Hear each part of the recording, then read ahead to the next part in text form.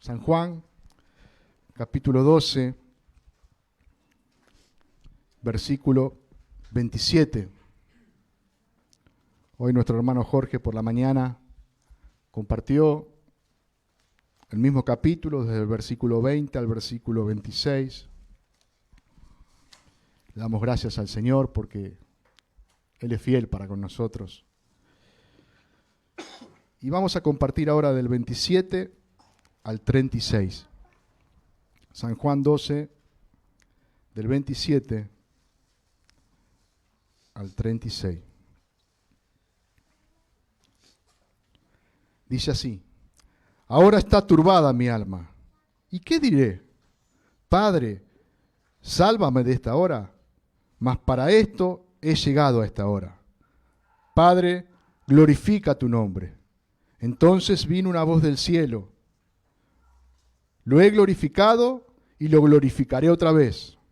Y la multitud que estaba allí y había oído la voz decía que había sido un trueno. Otros decían: un ángel le ha hablado. Respondió Jesús y dijo: no ha venido esta voz por causa mía, sino por causa de vosotros. Ahora es el juicio de este mundo. Ahora el príncipe de este mundo será echado fuera. Y yo, si fuere levantado de la tierra, a todos atraeré a mí mismo. Y decía esto dando a entender de qué muerte iba a morir. Le respondió la gente: nosotros hemos oído de la ley que el Cristo permanece para siempre. ¿Cómo pues dices tú, es necesario que el Hijo del Hombre sea levantado? ¿Quién es el Hijo del Hombre? ¿Quién es este Hijo del Hombre? Entonces Jesús le dijo: aún por un poco está la luz entre vosotros. Andad entre tanto que tenéis luz, para que no sorprenda las tinieblas, porque el que anda en tinieblas no sabe a dónde va. Entre tanto que tenéis luz, creed en la luz, para que seáis hijos de la luz. Estas cosas habló Jesús y se fue y se ocultó de ellos. Amén. Como escuchamos hoy a la mañana, Jesús comenzó a anunciar que su hora había llegado. Jesús comenzó a hablar abiertamente a sus discípulos y a aquellos que se acercaban a Él, que ya su hora había llegado, ya estaba el tiempo para ser crucificado. Como veíamos el domingo pasado, a partir del capítulo siguiente, el capítulo 13, y hasta el final, Juan va a mostrar la dedicación de Jesús a sus discípulos exclusivamente. Todas sus enseñanzas, todo va dirigido a los suyos. Jesús no solamente les anuncia su muerte, sino que los prepara para ese tiempo. Vamos a ver una preparación de Jesús para sus discípulos, para el tiempo que iban a tener que afrontar. Jesús sabía que el tiempo que se venía no iba a ser fácil para sus discípulos. Por eso le empieza a advertirle de lo que iba a suceder. Hermano, y así es nuestro Dios. Dios no deja nada a la deriva. Él nos anuncia lo que va a venir. Él nos advierte lo que va a pasar. Y en estos últimos días antes de ir a la cruz, Jesús les advierte a sus discípulos, les anuncia lo que iba a suceder, les da palabra de aliento, los prepara para este tiempo, les dice que iba a preparar lugar para ellos en los cielos, que no se turbara sus corazones, les da la promesa del Espíritu Santo, el cual iba a enseñarle todas las cosas. Ora al Padre por sus discípulos, por aquellos que estaban ahí con Él y por aquellos que iban a venir, por la predicación de ellos.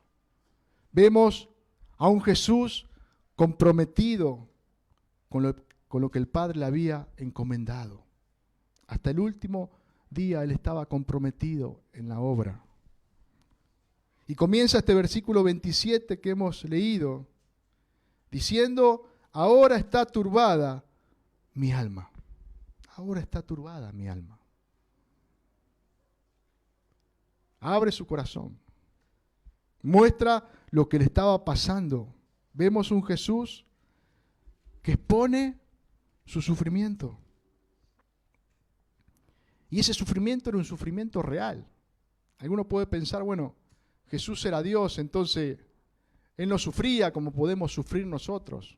No. Él era Dios, completamente Dios, pero también era completamente hombre. Podemos ver que Jesús tuvo sed, tuvo hambre, lloró, se enojó, fue defraudado, lo dejaron solo, su alma estaba angustiada.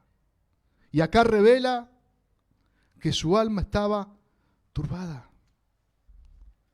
estaba padeciendo por lo que iba a venir. Y no era solamente por lo que iba a sufrir físicamente, porque vemos que Él padeció físicamente.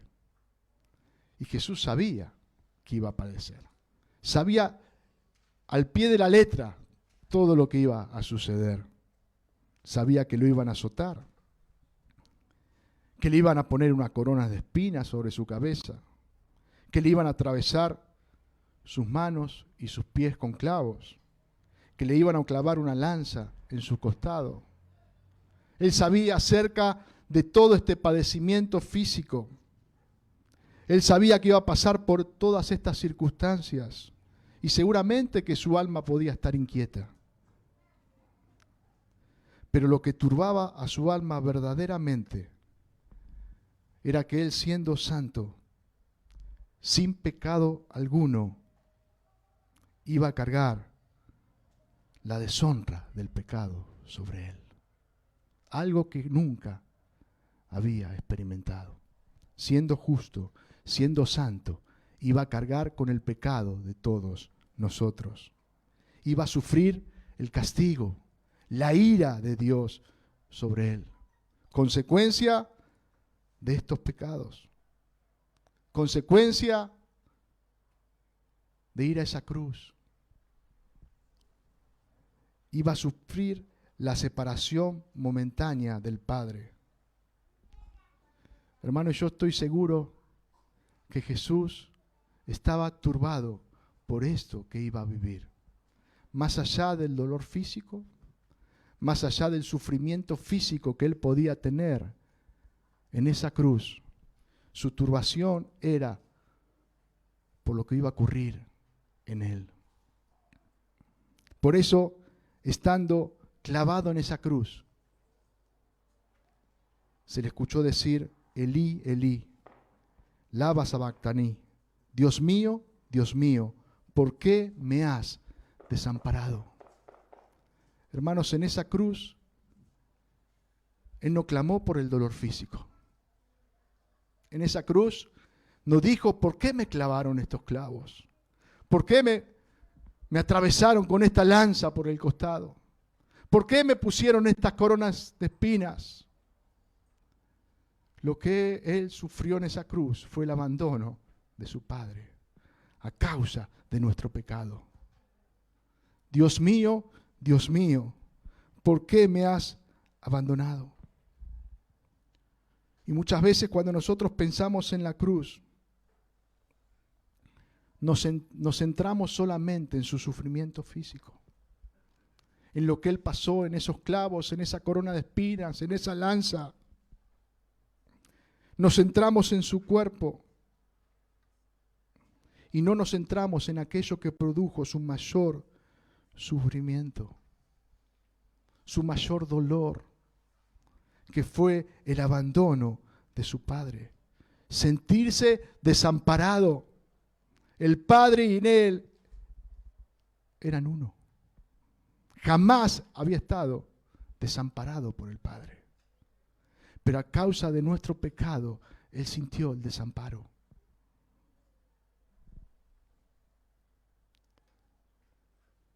Hermanos, sí, esto debería primeramente llevarnos aborrecer nuestro pecado. Aborrecer nuestro pecado. No pensar que por nuestro pecado Jesús padeció dolor en su cuerpo. Por nuestro pecado Jesús padeció el desamparo de su Padre.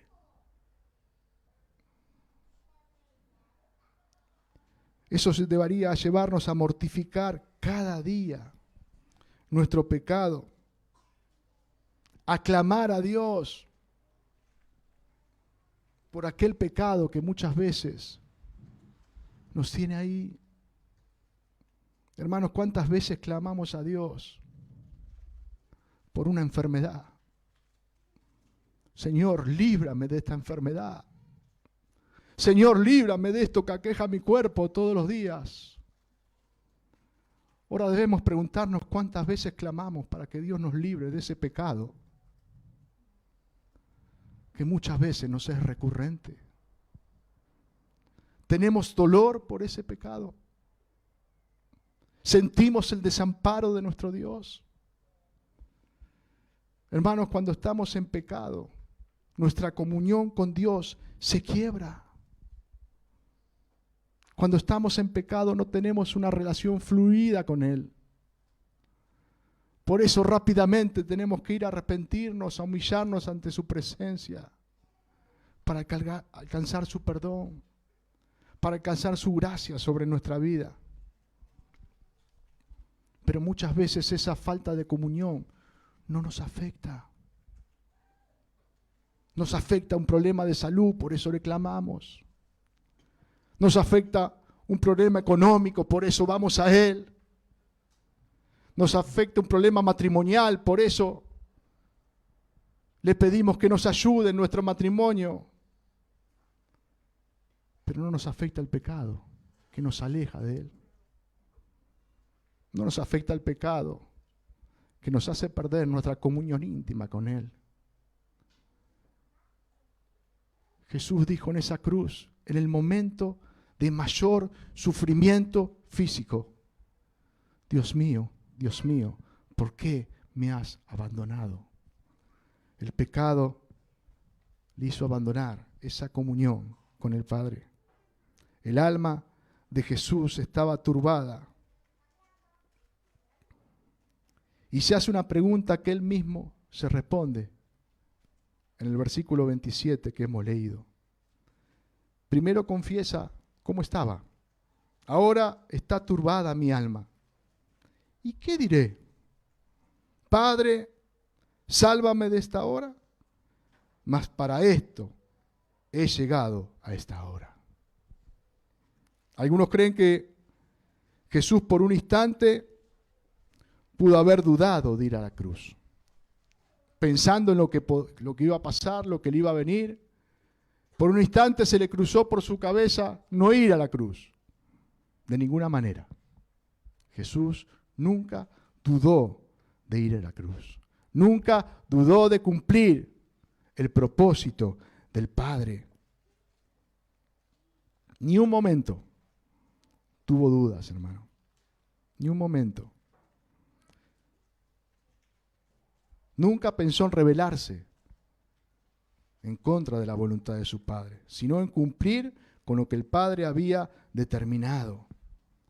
Cumplir con su propósito, con su misión, con la voluntad del Padre. Esto lo revela en el mismo libro de Juan. Ya lo hemos visto, Juan capítulo 10, versículo 17 dice: por eso me ama el Padre, porque yo pongo mi vida para volverla a tomar. Vemos que Jesús dice que Él pone su vida. No es que nadie se la quita, sino que Él pone su vida por su propia voluntad. Y el 18 dice: nadie me la quita, sino que yo de mí mismo la pongo. Tengo poder para ponerla y tengo poder para volverla a tomar. Este mandamiento recibí de mi Padre. Yo mismo ofrezco mi vida. Y así como la doy, en sacrificio, en ofrenda, la volveré a tomar. Este mandamiento recibí de mi Padre. Mas para esto he llegado a esta hora. Hermano, Jesús era consciente de lo que venía. Jesús sabía lo que iba a tener que afrontar. Y estaba preparado para eso. Por eso Hebreos capítulo 12, versículo 2, nos dice, puesto los ojos en Jesús, el autor y consumador de la fe, el cual, por el gozo puesto delante de él, sufrió la cruz, menospreciando lo oprobio, y se sentó a la diestra del trono de Dios. El gozo puesto delante de él. El gozo de que el Padre sea glorificado. El gozo de hacer la voluntad del Padre. El gozo de ser el Salvador de su pueblo. El gozo que nos iba a redimir de todos nuestros pecados. Él veía la obra terminada. Por ese gozo, Él fue a la cruz, menospreciando el oprobio, menospreciando la deshonra, menospreciando la vergüenza. La muerte en la cruz era la muerte para los criminales. Ningún romano podía ser sentenciado a muerte de cruz. Jesús murió como el peor de los malhechores. La muerte de la deshonra, de la afrenta, de la vergüenza. Él lo menospreció, porque tenía su mirada en lo que iba a venir. Tenía su mirada en el fruto de esa cruz, como hemos cantado este himno. Tenía su mirada en lo que iba a ganar. Era mucho más importante que su padecimiento. El gozo de ver la obra terminada y de haber hecho la voluntad del Padre. Era mucho más grande que el sufrimiento y la afrenta que morir en una cruz. Hermano, el objetivo de Jesús de principio a fin fue hacer la voluntad del Padre y que el nombre de su Padre sea glorificado. ¿No? Hoy Agustín abría la reunión diciendo que nosotros fuimos creados para su gloria. Nosotros fuimos creados para que su nombre sea glorificado a través de nuestra vida. Y Jesús tenía claro esto. Vivía para glorificar al Padre. Por eso, así como hablaba Agustín al abrir la reunión, podemos preguntarnos en esta tarde, ¿es ese nuestro objetivo también? ¿Es ese nuestro objetivo? Que nuestra vida sea para glorificar a Dios por encima de nuestros derechos. Muchas veces nos gusta exponer nuestros derechos. A mí me corresponde esto. Yo me gané esto. Mire si Jesús exponía sus derechos. Él dejó sus derechos allá abajo. Por amor a nosotros, hermano. ¿Estamos dispuestos? Que por encima de nuestros derechos su nombre sea glorificado. Que por encima de nuestras necesidades su nombre sea glorificado. Que por encima de nuestros sentimientos su nombre sea glorificado. ¿Cuántas veces ponemos nuestros sentimientos por encima de lo que Dios quiere? Yo siento esto. No puedo ir en contra de mis sentimientos. Por encima de nuestro sufrimiento, que su nombre sea glorificado. El versículo 28 que hemos leído dice, Padre, glorifica tu nombre. Entonces vino una voz del cielo, lo he glorificado y lo glorificaré otra vez. El Padre respondió al Hijo con una voz audible. Todos los que estaban, la multitud que estaba reunida ahí, escuchó un sonido. Fue una voz audible. Y como anécdota podemos contar que esto sucedió 3 veces en el ministerio de Jesús. Esta fue una de las 3. anteriormente, cuando Jesús fue bautizado, ¿se acuerdan? Marcos 1:11 dice, y vino una voz de los cielos que decía, tú eres mi Hijo amado, en ti tengo complacencia. Luego, en la transfiguración, Marcos 9:7 dice, entonces vino una nube que les hizo sombra, y desde la nube una voz que decía, este es mi Hijo amado, a él oíd.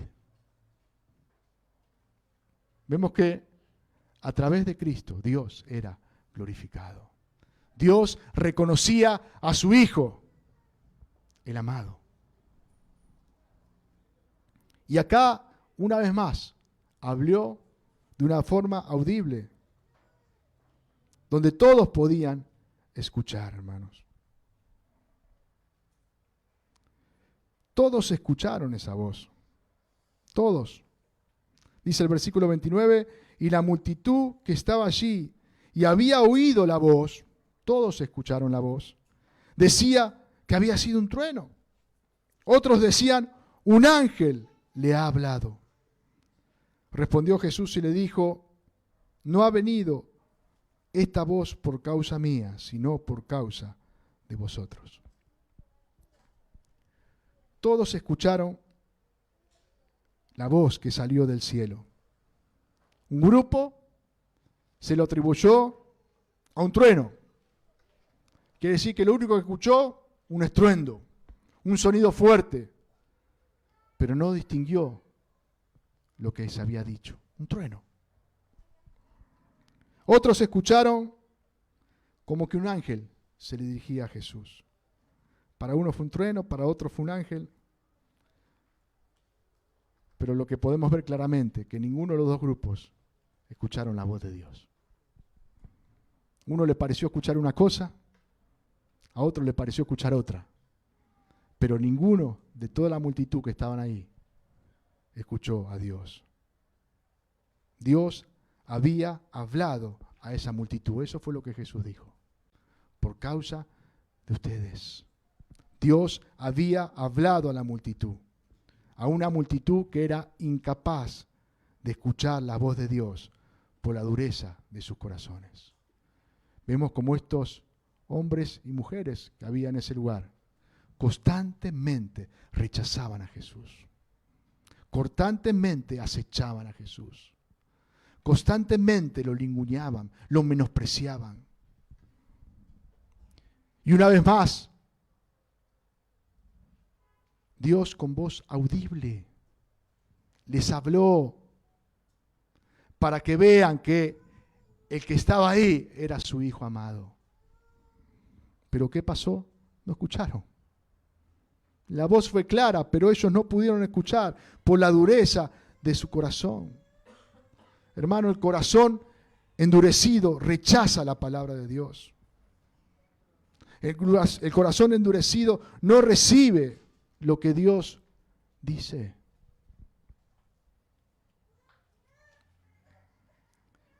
Tenían al Verbo encarnado, al Verbo hecho hombre entre ellos, y no le escuchaban. Tampoco escucharon a Dios que le habló de los cielos. Están cegados por Satanás. No pueden ver ni escuchar la verdad.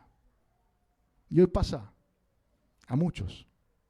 No pueden ver ni escuchar la verdad del Evangelio. Si Dios en su gracia infinita no les hace nacer de nuevo, no hace esa obra de gracia en sus corazones, no pueden ni ver ni oír la verdad del Evangelio. Continuamente, una y otra vez, rechazan al Salvador. Segunda de Corintios capítulo 4, versículo 3 dice, pero si nuestro evangelio está aún encubierto, entre los que se pierden está encubierto, en los cuales el Dios de este siglo cegó el entendimiento de los incrédulos, para que no les resplandezca la luz del evangelio de la gloria de Cristo, el cual es la imagen de Dios. Porque no nos predicamos a nosotros mismos, sino a Jesucristo como Señor, y a nosotros como vuestros siervos por amor de Jesús. Porque Dios, que mandó que de las tinieblas resplandeciese la luz, es el que resplandeció en nuestros corazones para iluminación del conocimiento de la gloria de Dios en la faz de Jesucristo. El Dios de este mundo, Satanás, el príncipe de este mundo, cegó el entendimiento para que no puedan ver, para que no puedan entender, por su dureza en los corazones, por su incredulidad. Una y otra vez Dios les habló, pero ellos endurecieron el corazón. Y estos corazones endurecidos por el pecado no podían discernir la voz de Dios. Hermano, un corazón endurecido por el pecado no puede discernir la voz de Dios. No puede discernir. Dios le habla y no le escucha. Dios le habla y no lo entiende. Pero si está claro lo que Dios te está diciendo, pero su corazón está tan endurecido que no recibe la verdad. No ha venido esta voz, les dijo Jesús, por causa mía, sino por causa de vosotros. Jesús le está diciendo, no ha venido esta voz exclusivamente por mi causa, sino también por ustedes.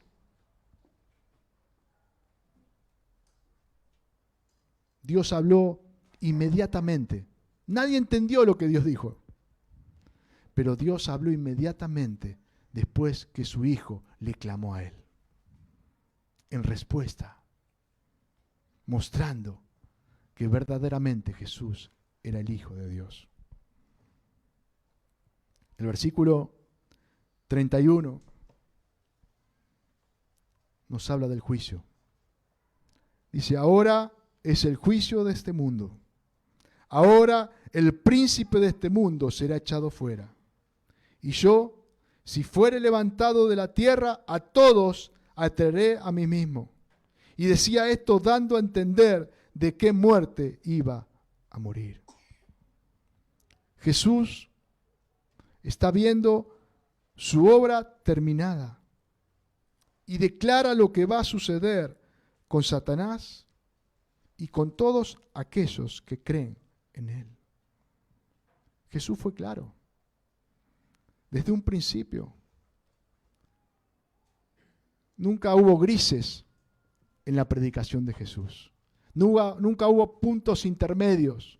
O es blanco o es negro. O crees o no crees. O sos salvo o sos condenado. O te vas al cielo o te vas al infierno. No hay grises. No hay medias verdades. Sino hay una verdad absoluta.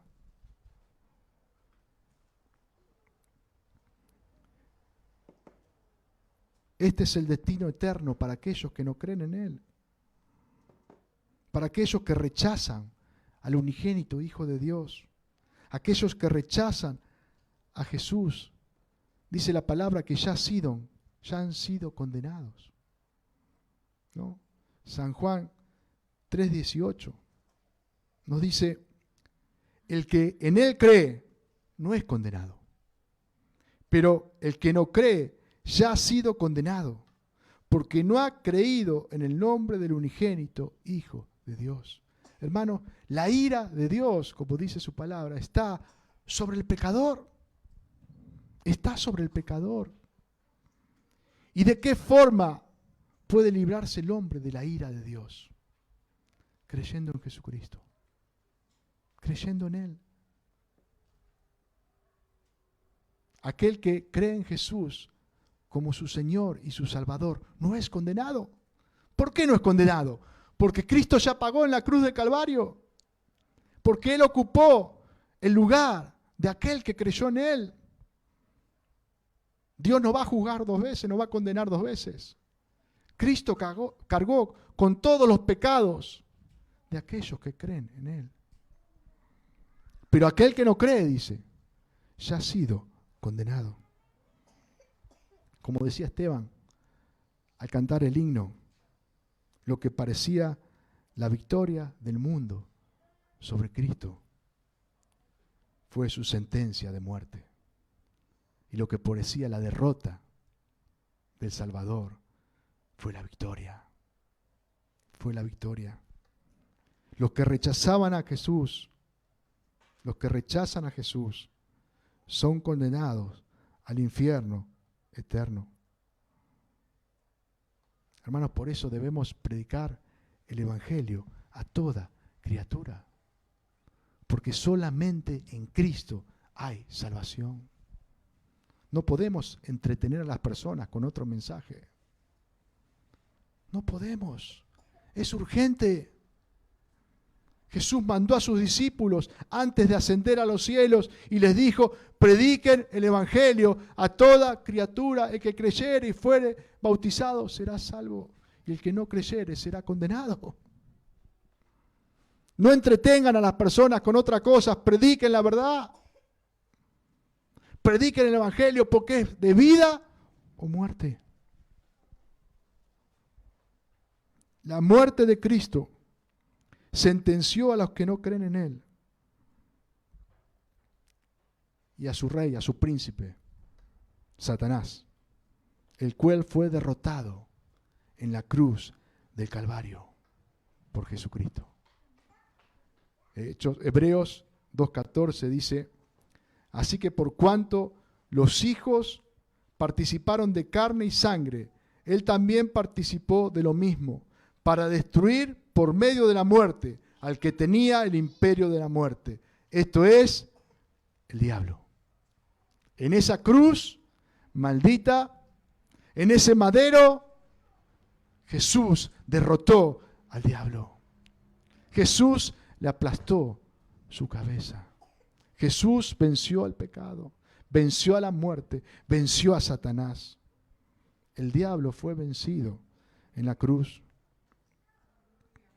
Y por medio de su sacrificio vicario, Jesús promete traer a todos los hombres a sí mismo. Y acá es bueno que podamos hacernos una pregunta. A todos los hombres, dice, a sí mismo. ¿Se debe referir a todos los hombres del mundo sin excepción? Podemos preguntarnos: ¿acaso todos los hombres son salvos? ¿O qué quiso decir Jesús cuando dijo a todos los hombres, a Él mismo? Para eso debemos ver el texto en su contexto. Como vimos hoy a la mañana, en el contexto que Jesús estaba hablando, le hablaba tanto a judíos como a griegos. ¿Quiénes se le acercaron hoy a la mañana cuando compartía nuestro hermano Jorge que buscaban a Jesús? Los griegos. Jesús estaba mostrando que la salvación era para todos los hombres, sin excepción. El judío se creía que era solamente para él. Pero Jesús, una vez más, va a declarar que Él iba a traer a todos los hombres, sin excepción, de raza, de lengua o de nación. Todos los hombres del redondel de la tierra. Pero no se refiere a todos los hombres, sin excepción. Sino todos los hombres serían salvos. Juan 10:10 dice: también tengo otras ovejas que no son de este redil, aquellas que también debo traer, y oirán mi voz, y habrá un rebaño y un pastor. Jesús acá hablaba de las ovejas que no eran del pueblo de Israel. Esas ovejas que no estaban todavía en el rebaño, que debía traerlas hacia Él. Estas ovejas son los gentiles, hermano. Estas ovejas somos nosotros, que fuimos alcanzados por su gracia. El versículo 34 que hemos leído dice: le respondió la gente: nosotros hemos oído de la ley, que el Cristo permanece para siempre. ¿Cómo pues dices tú que es necesario que el Hijo del Hombre sea levantado? ¿Quién es este Hijo del Hombre? La última pregunta medio como burlándose, ¿no? Ellos sabían que Jesús se estaba refiriendo al Hijo del Hombre y sabía de qué se hablaba cuando se hablaba del Hijo del Hombre. Por eso dice la última pregunta: ¿quién es este hijo del hombre? Como ya escuchamos, estos judíos esperaban un rey terrenal. Estos judíos esperaban un rey político, un rey que destruyera a los romanos, que instaurara su reino en la tierra y que ellos iban a gobernar junto con ese rey aquí en la tierra. Eso es lo que había en su corazón. Esperaban esa clase de Mesías. Por eso no podían ver a Jesús. Jesús entró a Jerusalén en un pollino. Seguramente ellos esperaban que entrara en un corcel, llevándose todo por delante. Pero no podían ver al Salvador de sus almas. Y tomaban literalmente pasajes del Antiguo Testamento, como si se enseñara que el Mesías iba a permanecer para siempre en la tierra. Iba a venir, iba a nacer, iba a tener su reinado por siempre en la tierra.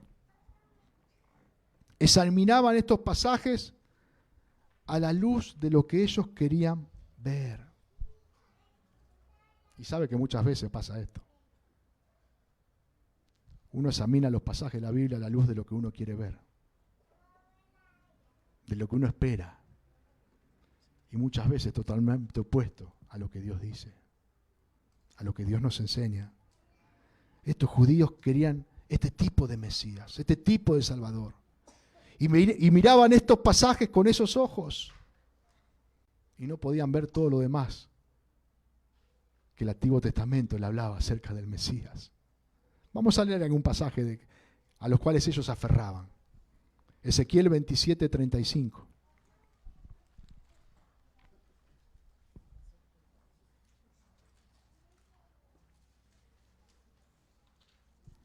(27:35).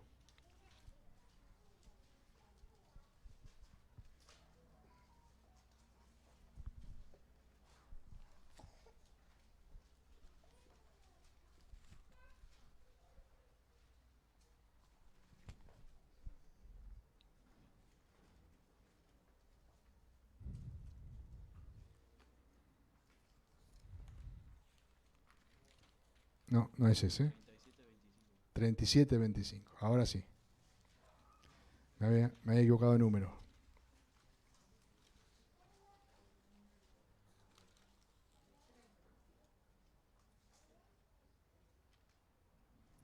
(37:25), no 27. 37:25.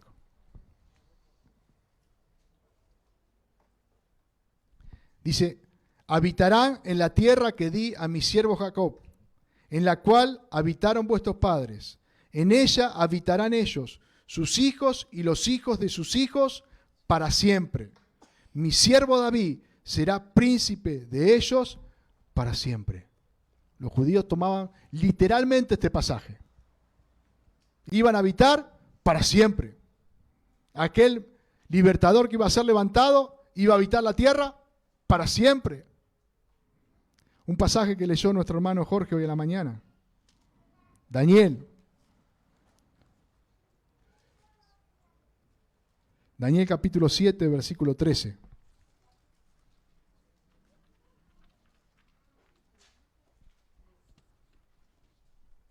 Acá habla del Hijo del Hombre.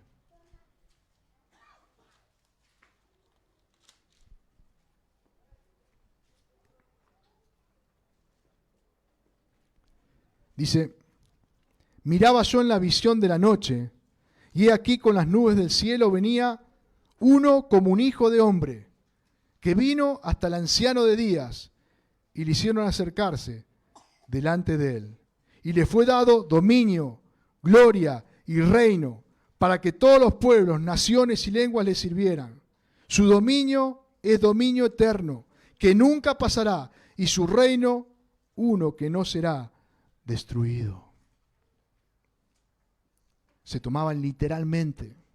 No podían ver que este rey iba a venir y les iba a salvar de todos sus pecados y luego los iba a venir a buscar para reinar por la eternidad. No. Tomaban ese pasaje literal y no tomaban un montón de otros pasajes que hablaban del Mesías. Isaías 53, Isaías 52 y tantos otros que hablaban de aquel que iba a venir, lo que iba a pasar, lo que iba a suceder. ¿Saben por qué? Porque como les decía recién, miraban con los ojos que ellos querían ver. No podían ver la verdad de la palabra. Y tristemente en cuántas iglesias de hoy pasa lo mismo. Interpretan la palabra de Dios a la luz de lo que quieren escuchar. Interpretan la palabra de Dios a la luz de lo que quieren recibir, pero no a la luz de lo que la palabra de Dios enseña.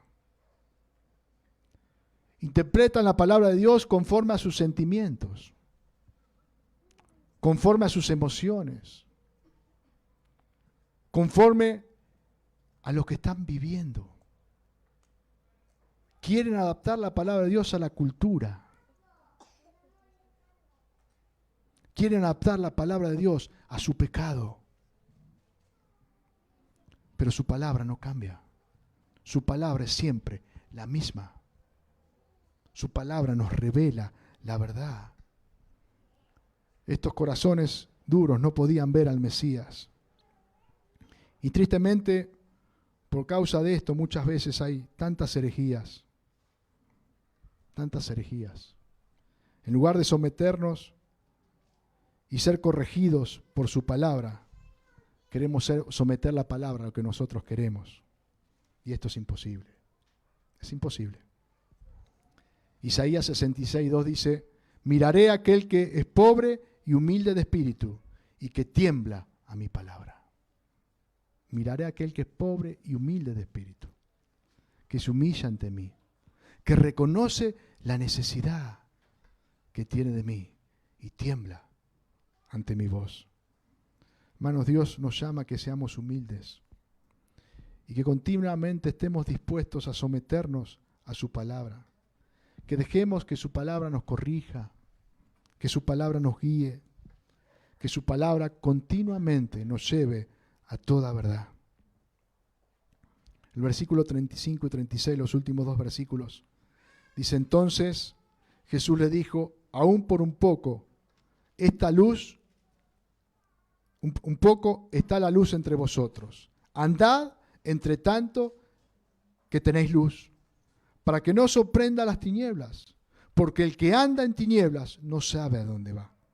Entre tanto que tenéis la luz, creed en la luz, para que seáis hijos de la luz. Estas cosas habló Jesús y se fue y se ocultó de ellos. Acá Jesús le responde a estos judíos incrédulos que constantemente le rechazaban. Y así como Juan comenzó diciendo en este libro, aquella luz verdadera que alumbra a todo hombre venía a este mundo. En el mundo estaba y el mundo por él fue hecho, pero el mundo no le conoció. A los suyos vino y los suyos no le recibieron. Mas a todos los que le recibieron, a los que creen en su nombre, les dio potestad de ser hechos hijos de Dios, los cuales no son engendrados de sangre ni de voluntad de carne, ni de voluntad de varón, sino de Dios. Estos judíos rechazaron constantemente a la luz verdadera. Y Jesús les volvía a advertir nuevamente. Rechazaban la luz porque se creían justos. Se creían que no tenían necesidad de un Salvador.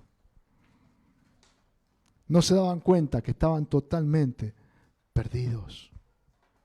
Jesús les dijo: entre tanto que tenéis la luz, creed en la luz, para que seáis hijos de la luz. Jesús estaba advirtiendo que ya se terminaba el tiempo. Todo ese rechazo iba a producir que Él muriera en esa cruz. Todavía la luz, un poco de tiempo, dice Jesús, y todavía la luz está entre ustedes. Aprovechen este tiempo. Aprovechen el tiempo. Crean en la luz. Para que tengan vida. Para que sean hijos de la luz. Y hermano, este llamado es para todos los hombres.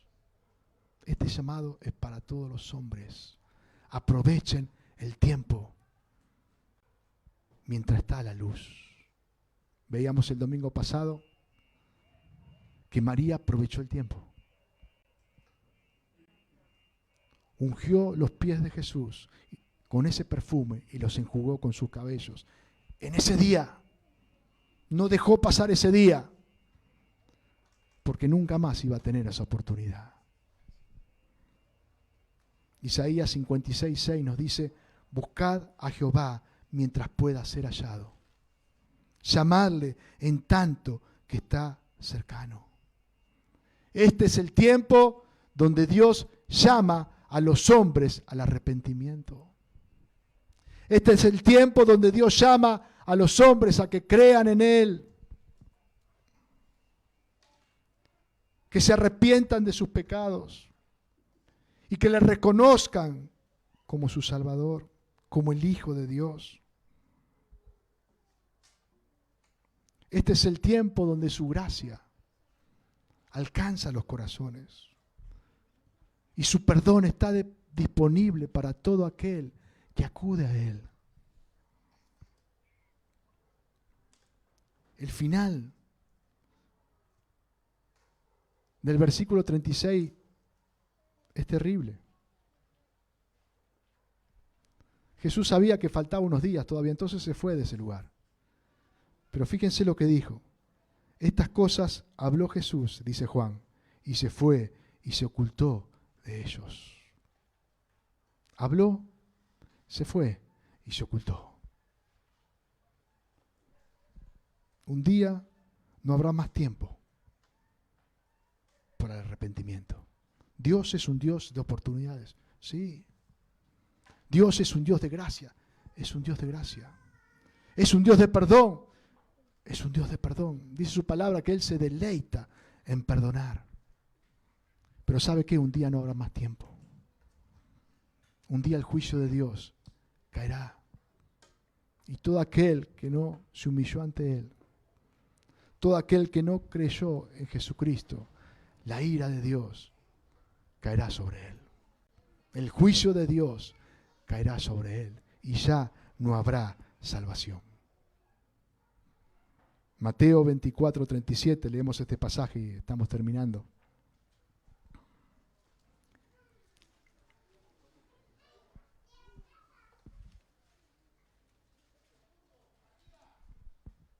Mateo 24:37. Dice más, como en los días de Noé, así será la venida del Hijo del Hombre. Porque como en los días de Noé, antes del diluvio, estaban comiendo y bebiendo, casándose y dándose en casamiento, hasta el día en que Noé entró en el arca. Y no entendieron hasta que vino el diluvio y se los llevó a todos. Así será también la venida del Hijo del Hombre. Los judíos sabían bien quién era Noé. 120 años construyendo el arca. 120 años, como dice la palabra, siendo un pregonero de justicia, anunciando con las obras lo que iba a venir. Y nadie lo podía ver. Seguían su vida como si nada. Seguían su vida como si Dios no existiera. Seguían viviendo a su manera. Pero un día Noé y su familia entró en el arca. Y dice la palabra de Dios que la puerta del arca se cerró.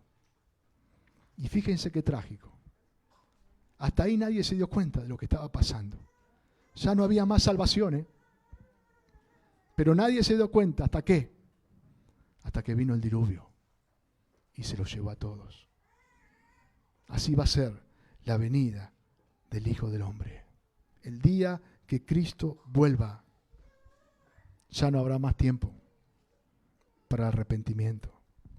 Por eso el tiempo de arrepentirse es hoy. El tiempo de ponerse a cuenta con Dios es hoy. El tiempo de reconocer nuestro pecado es hoy.